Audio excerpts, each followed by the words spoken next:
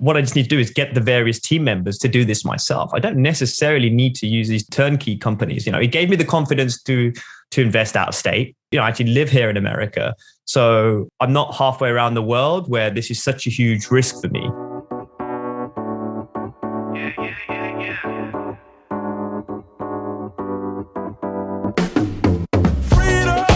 Welcome to the Going Long Podcast. We're back once again to continue to help to educate you so that you feel much more comfortable as well as confident investing beyond your backyard.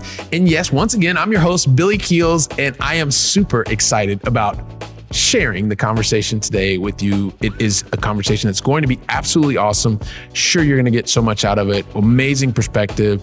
Busy corporate people still pushing forward and creating the lifestyle that you really want. So with all that stated, you're back once again. I know you continue to share the episodes with your family, with your friends. You continue to have conversations, which I really, really appreciate it. Me and the team, we think it's phenomenal that you continue to be back here, and we appreciate that. And also for those of you who have not yet had a chance to, because so many of you have already shared your honest written reviews as well as ratings on the Apple platform.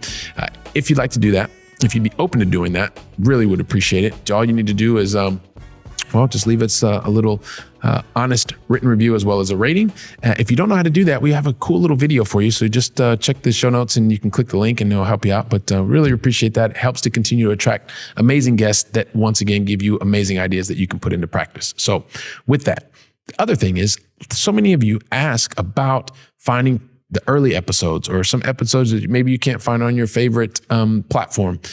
All you need to do is go to Billykeelscom. And when you're there, go to the podcast tab and you can find every single episode. It's amazing. Just go there, Billykeelscom, and find the podcast episode or the podcast tab and you can find it there. And also, I know a lot of you are asking about the Accredited Investor Club. If you want to connect with other accredited investors, you want to be able to talk, especially if you are in a situation, especially right now where you're thinking, wow, man, these taxes are really, really crushing me. You may want to send me an email to aiclub@billykeels.com. Once again, it's aiclub@billykeels.com. We can connect, get you meeting other accredited investors, and it will be absolutely phenomenal. So with that stated, today's conversation is with a guest who is actually living in the United States, but was not born in the United States. And he has embraced being a really productive corporate citizen, and also is continuing to add major value outside of that role and really live in the power of where he's successful in his corporate role and also is continuing to build in the real asset world, in the real estate world, building community, building tribe. He's going to talk to you about a lot of the lessons that he has learned, both investing in as well as really specifically now beyond his backyard, which is phenomenal to the things that you're here to learn and bring into your world. So you're really going to enjoy today's conversation with Dhanesh Shelat, and it's going to be phenomenal. So we're going to get to that just after this. Are you looking for a way to get to long distance investing success, but not spending all the effort? You want to do it in a way that's much faster and it doesn't cause as much pain? Well, listen, I can save you all of that stress. Just go to Billykeels.com/7 mistakes and you can pick up your free PDF to help you on your road to long distance investing success. So you know what? If you're searching for your formula to successful long distance investing, then guess what? Today's a conversation that you're going to want to listen to until the very last word. You know why? Because today's guest not only joins us because he was originally from the UK. I think he calls a new place home as well today. But you know what? He also decided to search for some experiences beyond his backyard. And you know what? He's had many corporate roles. He started out in web development. He's had operations roles as well as marketing in the financial services sector, which is fantastic. And today he's a global director of search, web, and CRM at a very large market leading cosmetics brand. And you know what? Aside from all of that stuff, he is also the co-founder and director of operations of RealVest LLC, and it gives me great pleasure to welcome to today's conversation, Mr. Dhanesh Shelat. Dhanesh, welcome to the show, man. Billy, thank you so much. It's my absolute pleasure. Appreciate you having me. Man, this is so much fun. I'm just really, really excited that you had decided to invest your time with me and the entire Going Long family. Love your story, love what you're doing, and I know that the Going Long family is going to get so much out of today's conversation. So, listen, also too, I think you know this already. The Going Long family definitely knows this. You're going to have 5 questions today. You're going to get 2 in the beginning. You're going to get 3 in the end. And actually, you know what? You're going to have more than 5 questions because in the middle, you're going to get a lot of questions, but I have no idea what those questions are. But if it's okay with you, I'd like to get started with the very first question, which is help us understand, man, where do you actually live in the world? Yeah, it's a great question. So to start with, I live in the Upper West Side or Harlem area of New York City in Manhattan. Yeah. I said, don't let the accent fool you, but we'll get into that, I suppose, right? Absolutely love it. Absolutely love it. And I know that there's some congratulations in order. We'll talk about that a little bit later, but listen, everybody just stick around because I think he's probably going to share something kind of cool with us. And congratulations are definitely in order. So thanks for helping us understand Thank you, New York. And then second question is, what's the most positive thing that's happened to you in the last 24 hours? So this isn't quite 24 hours. I think it's a little bit beyond that. But all right. I'm a big Liverpool FC fan, and they won the Carabao Cup on Sunday after a penalty shootout of 11-10. Wow! So the goalkeeper scored the winning penalty. So amazing. It was so that was pretty amazing to watch. And again, I'm not sure I'll see a penalty shootout like that for a while. Amazing. And what I'm going to recommend is to everyone, if you're like running on the treadmill or cooking dinner or something like that, just kind of stop and go to whatever your favorite video channel is. If you see the smile on Dhanesh's face when he's talking about Liverpool, it's like ear to ear. So I really appreciate you sharing that positivity. Happens so many different ways, and congratulations there. And those types of shootouts, it's not like you're going to see one of those every single day. So, but here's the thing, Dhanesh, the reality is I give myself this really impossible task. Like the Going Long family knows it. I try to tell your backstory in, I don't know if that was like 4.5 seconds, something like that, which is impossible, right? Never going to happen. So help me out, man. Could you please tell us your backstory in your own words? And also, I think really importantly, to share with the Going Long family, like what are some of the major decisions that you've made to get to this point in your journey? And then we'll see where you and I take the conversation from there. But if there's kind of one thing that I'm specifically listening for, if you don't mention it, we're going to make sure that I ask the question to talk about some other kind of cool things that have happened to you recently on your journey in the US. But please go ahead, talk to us. Sounds good. Yeah. So again, and I'm born and raised, surprisingly, or not surprisingly, I'm born and raised in the UK, in Birmingham, UK. For those who don't know, I often say, because I'm based here in America, that not Birmingham, Alabama, but Birmingham, UK, which is in the middle of England. It's where a show called Peaky Blinders is based. That's often it's often a show that I call out. Great show, by the way. If you haven't checked it out.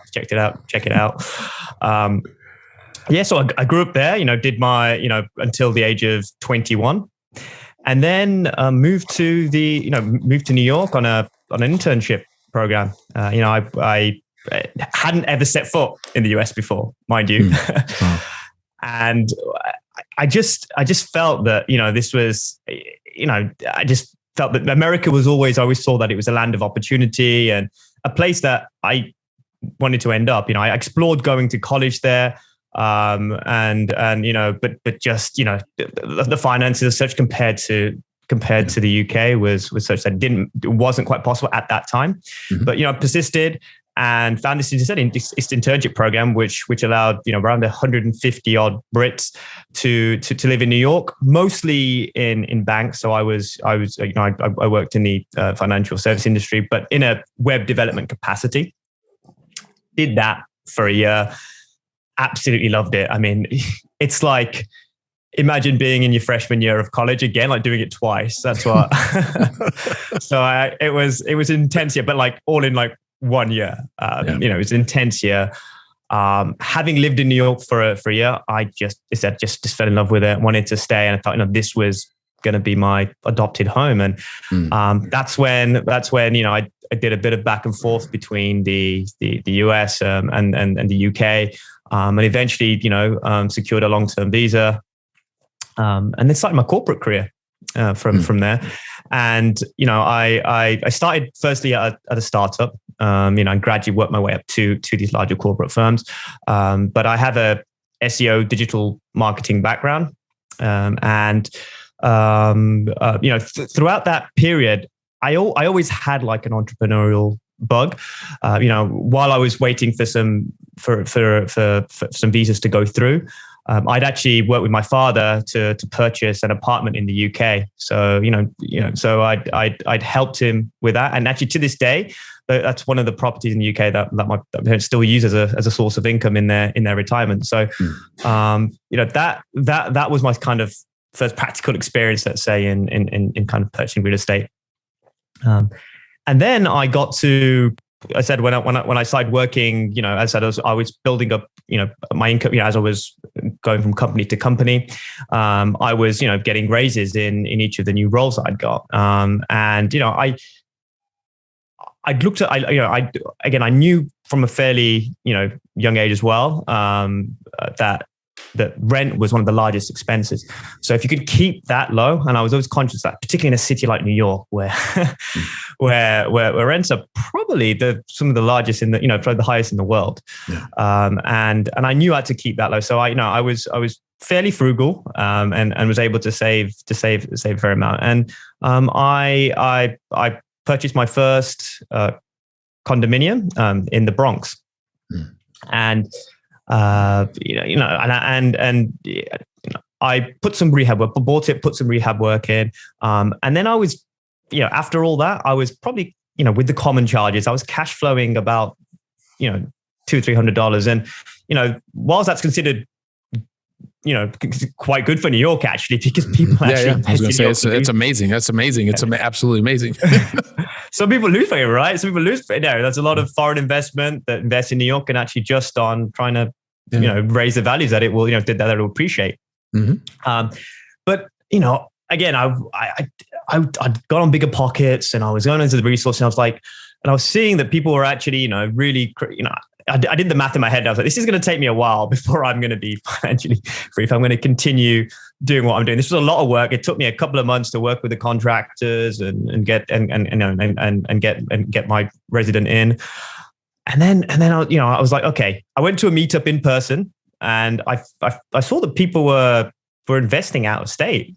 Not largely out of state, but just like upstate New York or Connecticut.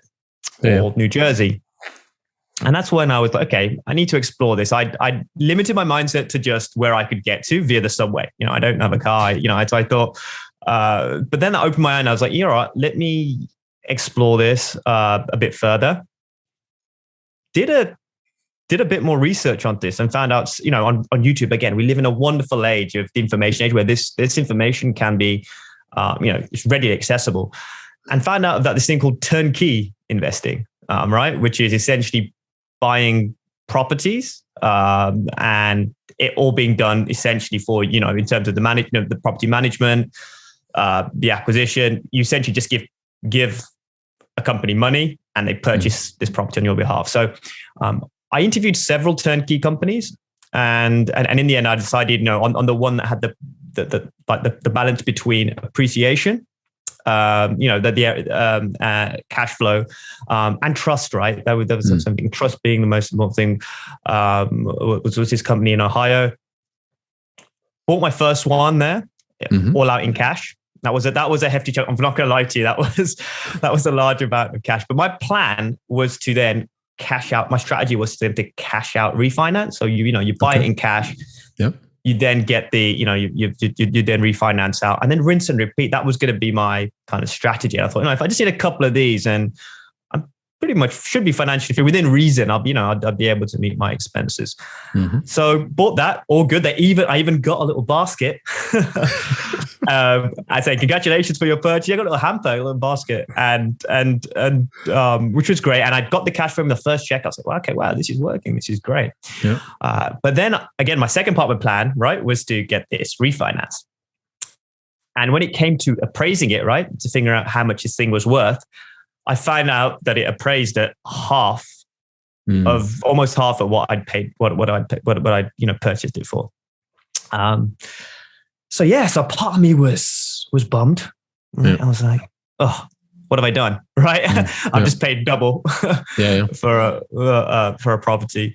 But then the other side was like, again, when I'm going to say cool down, it was like, okay, this is how the a lot of turnkey companies make money, right? They make money on the sale of these properties because they handle everything for you. That's kind of baked into their cost. Right.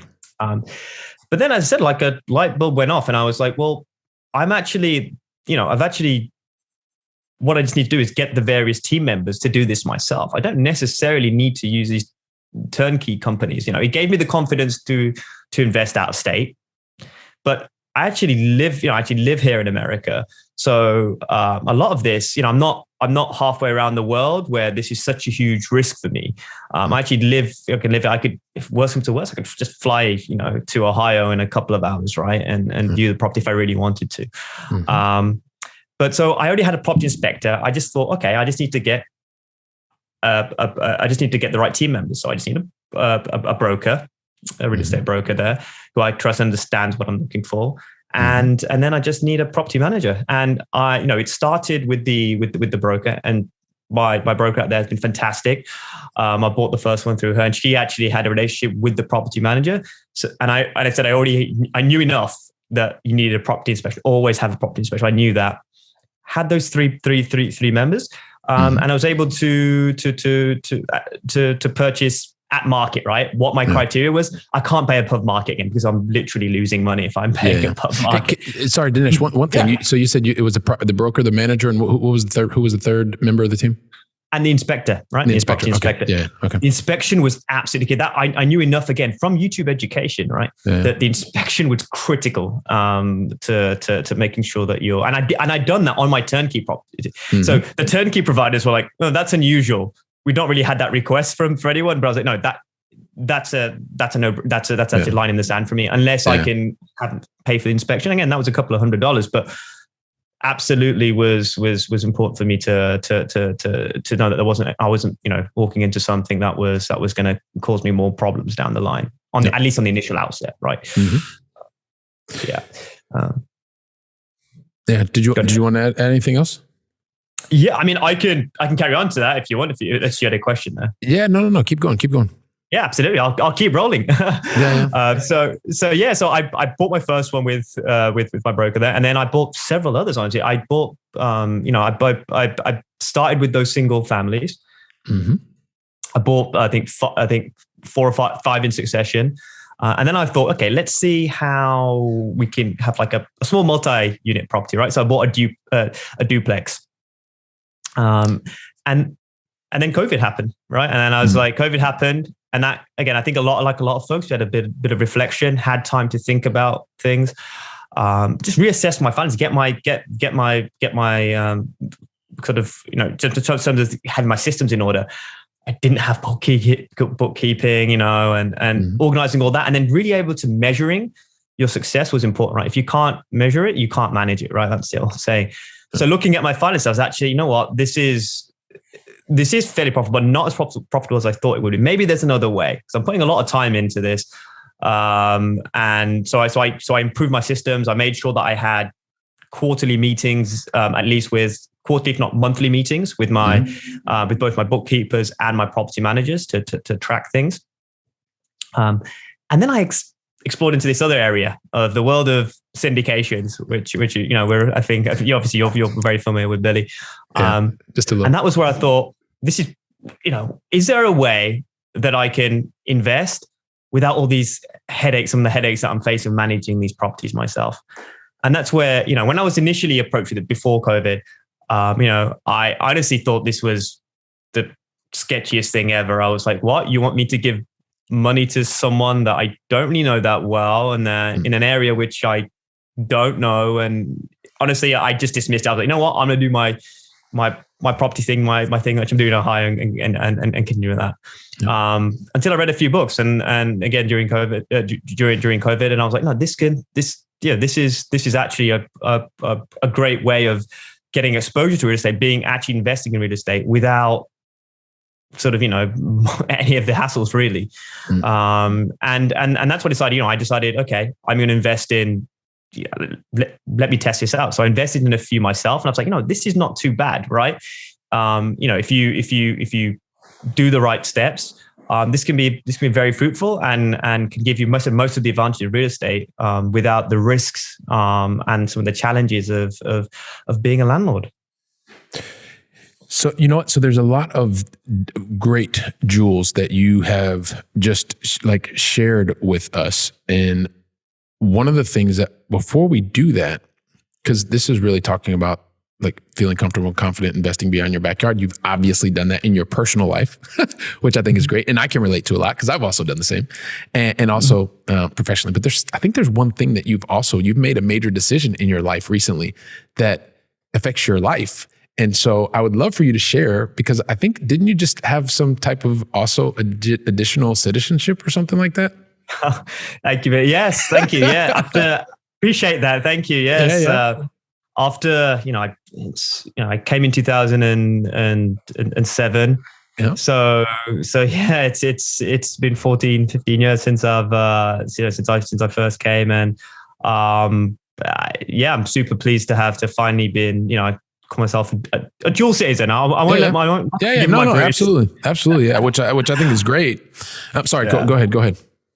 No, sorry. No, I'm just going to say, yeah, I mean, I'm proud to be, an American citizen. I'll always be, from the UK, and I hold a lot of that, very true to myself. And, but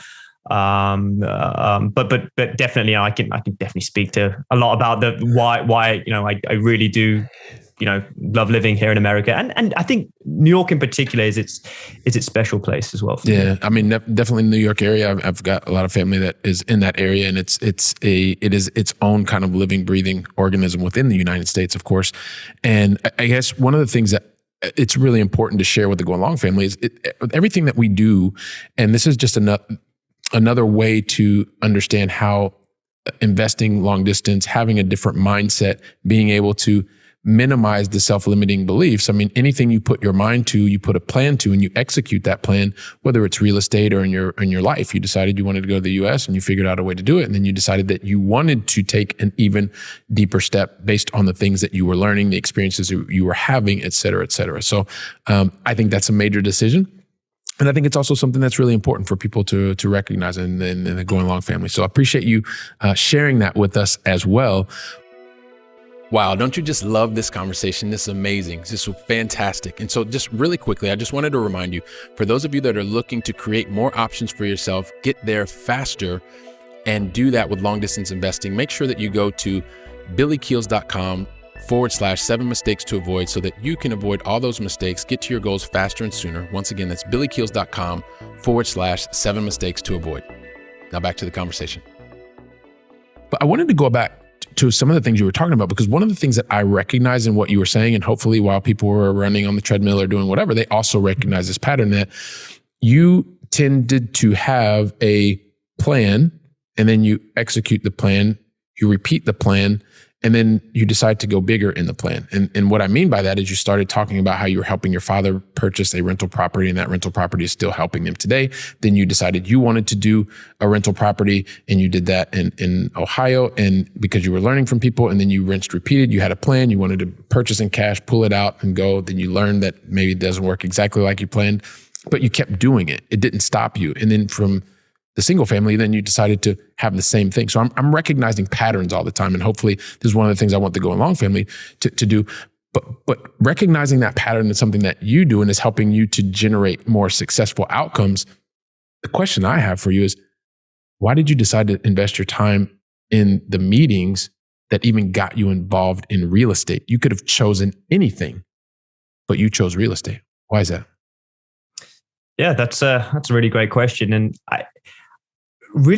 I think what really drew me to real estate is the simplicity. And again, you're obviously super familiar with this as well. It's just the real estate being a hard asset that the people are always, but people are always going to need somewhere to live, right? And I love the fact that initially, right, I could touch it, feel like go to my property in the Bronx or the one that that I had my father purchase in the UK. I literally it was a tangible asset that I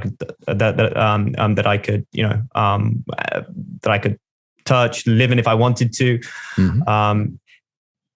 but also in terms of the way that you're essentially buying small businesses as well.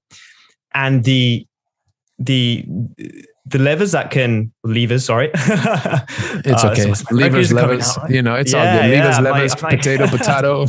It's all good. You feel my pain now, right? This is the thing. 100%. The kind of the levers that can open yourself up for risk as opposed to like a startup, right? Mm-hmm. Are a lot less reduced. Of course, the upside is not there. It's from creating the next Facebook. The risk of that is super high, but the benefits are exponential in that, right? So what I like about research was just the simplicity. I could see it working. I could see it long term as well. I could see this happening long term, and I could see the and I also saw it being some a way of passing down assets, wealth building assets to generations to come. So appreciate that. So it's the simplicity of the model, number one, and that was in the traditional path. And you mentioned, right, you helped your dad first, long distance, very much. Then you went to your own backyard. You learned, you've touched, felt, you were able to do what you needed to do, although you weren't right in the property every single day, but it gave you the confidence to then go beyond your backyard, right? And it's one of the things that we say here all the time, like, and kind of lead into the question, which is, here, it's about helping people to feel comfortable and confident investing beyond your backyard. It does not mean, and I've never said that it meant that you can't do it investing in your backyard. What happens is you typically find that, well, depending on where you live, it's probably not the best use of your time to be a landlord, typically, right? If you're looking to become an investor. At the same time, I know we're definitely in the minority of people that think that way. Most people want to, maximize the amount of money they make and be a landlord and own all the properties right around the corner. So it kind of takes something special to go against the popular belief of living and investing where you live. So I would love for you to share with us, like, what was it that gave you the gumption, the strength to be like, you know what? I'm going to invest in Ohio. I mean, aside from the fact that Ohio is a pretty awesome state and where I was born and all that other kind of stuff. But, but aside from that, no, it's kind of a joke. But what was it that made you feel comfortable enough to be like, you know what? I'm going to invest in a place where I have to get on a plane and fly a couple hours. Yeah. So I'd say firstly, I have never been to Ohio. So yeah. You're missing out, man. You're missing out. Yeah. Well, don't worry. On my next trip, we'll figure out how we go to see this property and check out some things in the area. Yeah, let's check out actually own them, right? So, but yeah, no, it came from being very, very introspective, right? And making a strategic decision. So you weigh up all the factors, right? Firstly, again, my wife and I don't have kids yet, right? So this was making it was a calculated assessment on this is how much capital that we have that I can put into this. If worse comes to worse, I lost it all. Would this be financially crippling to me?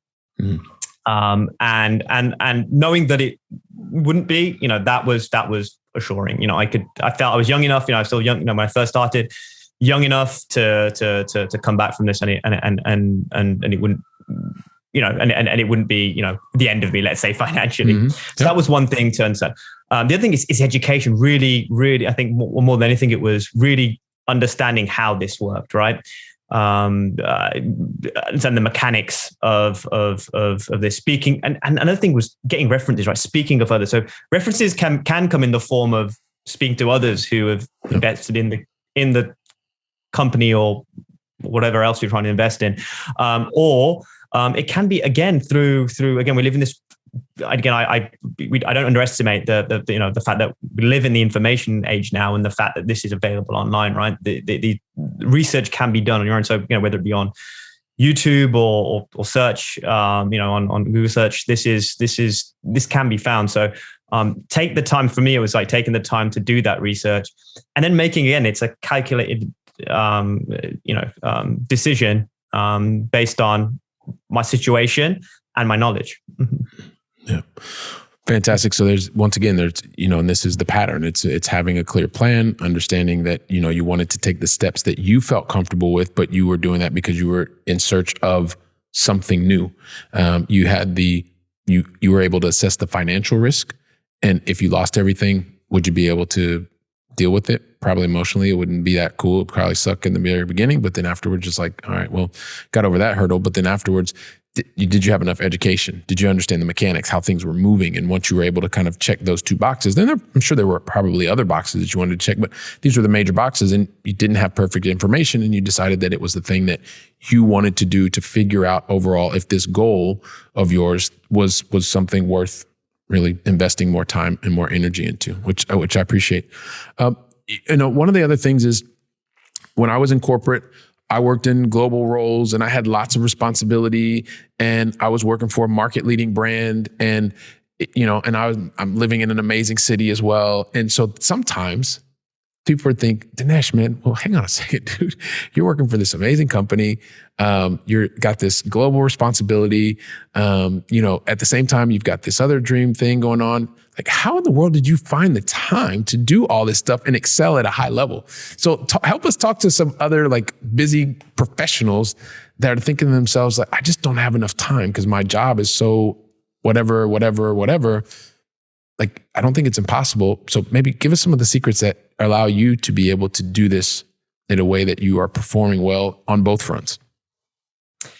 Absolutely. It comes down to, for me, it comes down to the age-old thing of prioritization, right? I think it comes from being introspective, firstly, and understanding what your kind of goals and objectives are. And you know what? People say this a lot, and it can evolve. And people say, "Oh, you have these goals, objectives, and that's set." But honestly, they're evolving through what I'm learning every day. Like I put the time in. I think understanding that learning is key to progress. Again, that was something I didn't really realize until in the last couple of years. Is like I put a high priority than anything on education. Yeah. So even in my sort of corporate, I'm super grateful to be at a fantastic company. I really do take advantage of all the education that the company provides. It's super valuable, and vice versa. Things that I'm learning in my business and my real estate, in investing side, I try to make kind of synergies between both of them, and hopefully, again, collectively, they help make both stronger. And actually, this is one of the things because I believe I'm very much in line with what you're talking about. There's so many transferable skills, right? From the corporate, and access to lots of information, world-class training, all of these types of things, amazing networks of people, and also to outside of that environment. But maybe you could talk to us about that point, because I think sometimes people have this point of view where it's either or, but talk to us maybe about some of the transferable skills that you see in one place that because you are, in essence, living these two lives, how you're able to enrich each one of the lives thanks to what you are, the priorities that you're putting, and also what you're learning from each.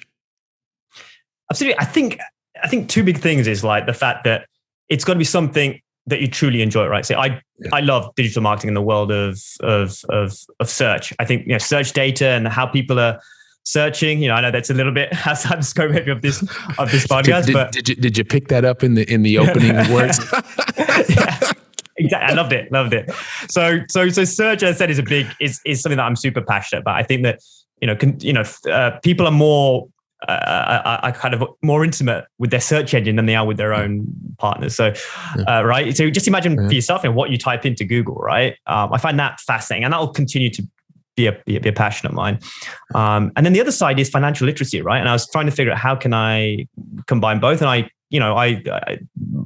financial literacy is something that I'm continually myself growing on, and my kind of objective is to help others as well along this journey. And that's why we kind of formed our company. It's to help others. I'm as you said, a busy working professional. I don't want my income to be, my W-2 job, as they call it out here, or my wage job for Europeans to be my only source of income. Yeah. And I want to help others, if I've been able to do it, help others do the same. Yeah. No, I think that's great. And to be able to have that that point of view, and also to be able to recognize that you're able to really add and enrich each of the worlds that you're living in, right? The world that you're living in during your wage time and the world that you're living outside of that. And when you're doing it properly, I also believe that you can add lots of value to others in all of in each of the worlds. So I think it's phenomenal. And speaking of which, like, one of the things that we didn't talk about, or I didn't mention, and hasn't been brought up yet, I happen to know that you've decided that you also want to continue to help to educate people, and right now you have a very specific format where you're meeting with people. But talk to us about how you are taking what you're learning and actually bringing it to more people in a way that is also building community. Absolutely, and thank you for teeing this up, Billy. Yeah, my business partner and I, we actually, part of how we give back is to create like a breakfast meetup, right, for multifamily investing. We thought there was, while we both love networking, but we kind of prefer to do it before our day started, as opposed to at the end of a long day of Zoom meetings, and we thought, is there others like us? And again, we did our research by asking a few other folk, and surprise, the other people were interesting, and we're interested in something like this. So we thought, we'd give it, test it, and yeah, I'm pleased to say that the attendance has been great, the interaction has been great. And Billy said, thank you for joining our last one as well, popping in. Obviously, it works out okay for you because it's the afternoon there, right? Yeah. Well, it's in the morning here on the east coast of the States, but yeah, it's been great so far. People and the feedback, the response so far has been wonderful. Yeah, and it's a great place, and as you just mentioned, I've been there myself, and so it's really a great place for busy professionals, especially because of the format now. It's on the weekend and all that other kind of stuff, so it's absolutely fantastic. One last question. You kind of started talking about it a little bit before we get into the going along final three, but just maybe one piece of insight that you also get, because as you are in the area of search and you are really thinking about, like, that's at the forefront of everything that you do, maybe having that very customer-centric or client-centric approach in terms of being able to think even before they think. How does that role specifically help you to anticipate the needs that either your team that you're building or the residents or tenants that are living in the properties that you're either actively investing in or passively investing in? How does that give you an edge to help stay in the forefront of what they may want or what they may need? I love this question, Billy. Thank you for asking. This is a fantastic question, actually, and I love the fact you use the correct, like the corporate term as well, consumer centricity. Yeah, it's so true, and particularly in my current role, this is super important. It's made me more aware of the fact of being in service, right? As a brand, as a business owner, as a landlord, even right, I'm in service of those. So, and I have to do everything I can to understand how I can serve them best. I do that in my current role using search data and other forms of data that we collect, right, to really understand our consumer. In our business, we really get to know our investors and see how best we can serve them, whether it be through surveys, just having conversations, right? Having conversations like this and understanding, okay, what are you looking for? And if it's not this, how else can we help you? If it's not something that we're working on, maybe we know someone else that can help you.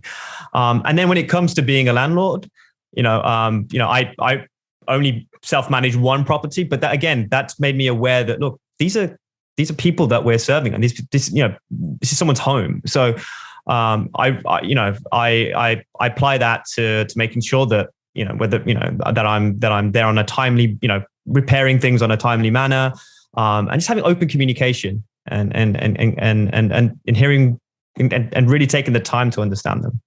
Fantastic. So when you're taking that time to understand them, you're anticipating what they may need, and you're responsive.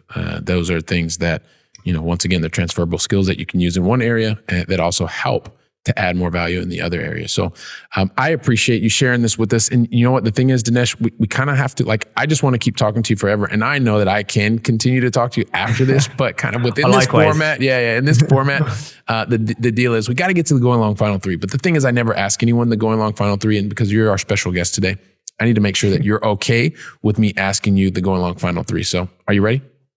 Absolutely. Let's go for it. Absolutely. Love it. Cool. So listen, man. So you left kind of this side of the pond sort of to go to that side of the pond, but now I want to bring you back over to this side of the pond, continental style, or maybe not. I don't know.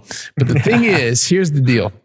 Hopefully many people got that. You and I definitely got that. But so here's the thing. So help us understand, what is your favorite European city that you've either visited, and I think you probably visited one or two, or still on your bucket list to visit?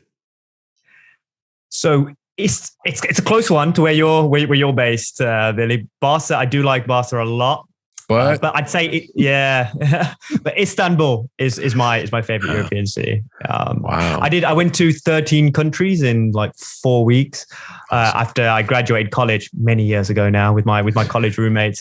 And we went all the way from London to Istanbul. So Istanbul, we were blown away. It was just such a wonderful mix of of cultures and I think the food, everything was fantastic. Yeah. No, it's a fantastic, fantastic place.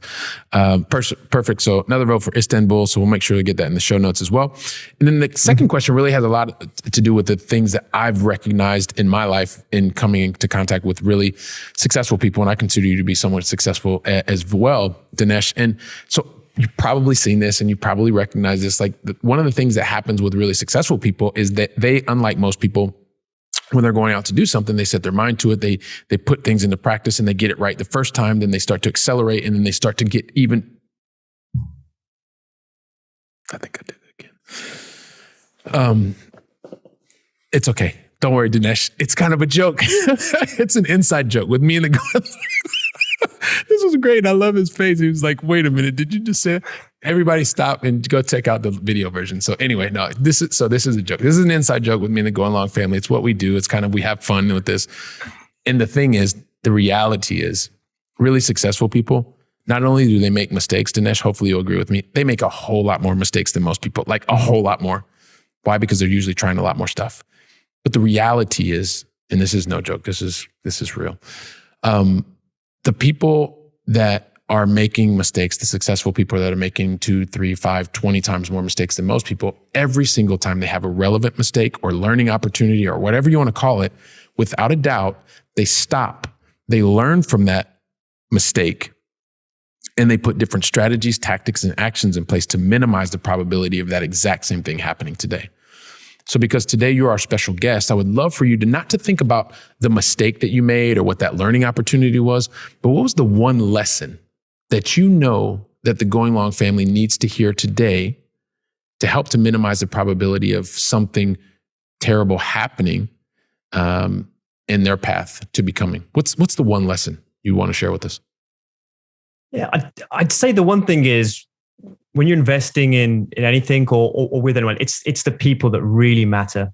Really get to know the people and the core values of those people that you're working with or investing with. Before, again, I relate to real estate, before the location, before the property itself, it's the people that really matter. Fantastic. Love it. So the people that really matter, make sure that you spend the time that's necessary to get to know them, understand them, their character, their commitment, their competency. And yeah, appreciate you sharing that, because it is something that it goes beyond the returns many times. So fantastic. Appreciate that.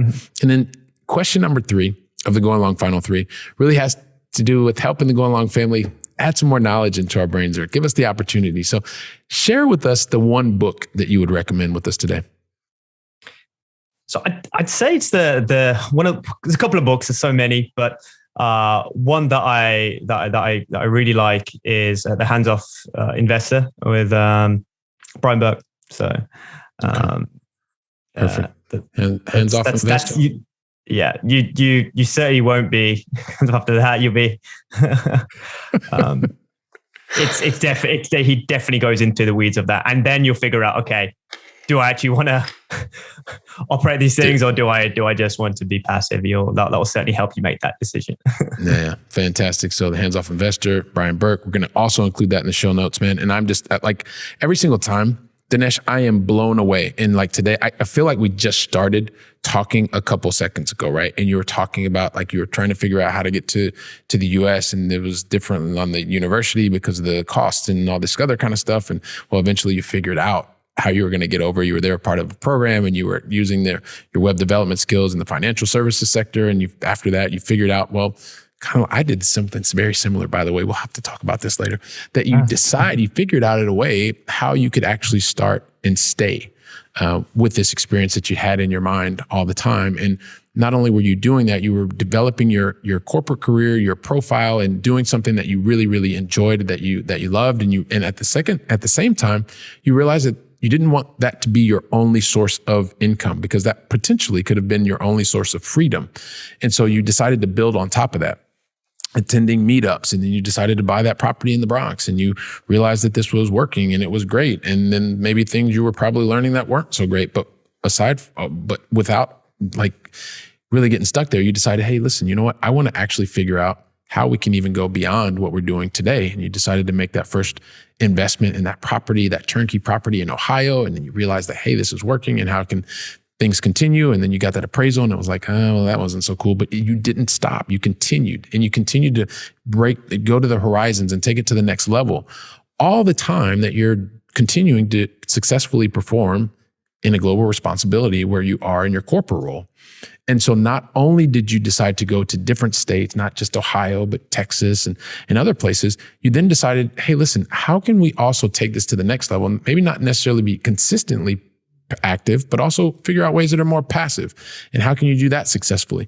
And then from there, you decided, wow, this is really cool. And you can bring more people together, and you can invest in properties that are much larger, and you have a business partner. And now you're impacting and helping people on the weekends and learning and building your community, and all of this stuff while you continue to perform well in your day job, which is amazing. So, and I know that there's so many people that have a very similar profile or have questions that they're dying to ask you, and talk to me more about the meetup that you guys do, or how can I do this? Because I'm in a busy corporate job. Help us understand, Dhanesh, what is the best way for the Going Along family to connect with you, to find out more about what you have going on in your company at RealVest LLC, et cetera, et cetera. Tell us how we can get in touch with you, man. Yes, you're far too kind, Billy. That's fantastic. Yeah, you can get in contact with me again via LinkedIn. LinkedIn is probably one of the best ways of getting in contact with me. But for your guests as well, we've created a kind of a quick start guide to investing in real estate, and you can go to realvest.com/Billy to pick that up. Wow, fantastic! And that is BILLY, right? Yeah. Okay, my grandmother always used to spell it a different way. I'm not going to say it here because that was what they retained in their mind. But yes, so appreciate that. Realvest.com